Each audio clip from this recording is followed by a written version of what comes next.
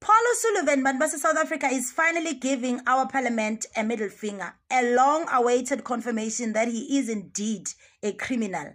After years and years of him claiming to be for South Africans and for the justice system, even given attention and platforms on mainstream media, he decides to run away from South Africa. He's in UK and he says that he will appear before parliament virtually. According to him, in South Africa, he is no longer safe because General Mkhwanazi and his MK friends are planning to unalive him. How ridiculous.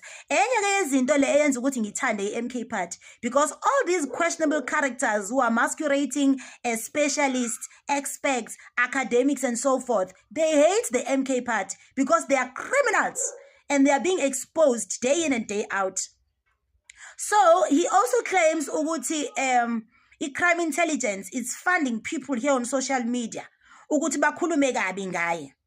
The reason why Paul O'Sullivan, umngani kaCyril Ramaphosa, ebalekile, ukuthi uKhumalo has been reinstated as the crime intelligence boss. And bayazi bona ukuthi benza kanjani ukuthi ngane abantu arrestwe e-airport maqedane i-judge, a captured judge of this compromised judiciary system yala eSouth Africa, imunike i-bail condition uKhumalo yokuthi angabuyele emsebenzini so that bezozenzela.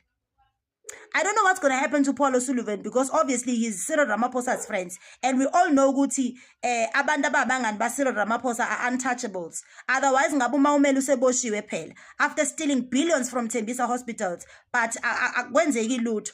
Guys, Paul O'Sullivan has long been confirmed as a criminal, but Judge Zondo, because he was captured, he was factional, he had ulterior motives to destroy Jacob Zuma. He did not listen. Zondo Commission, Paul was implicated, but Zondo did not want to listen.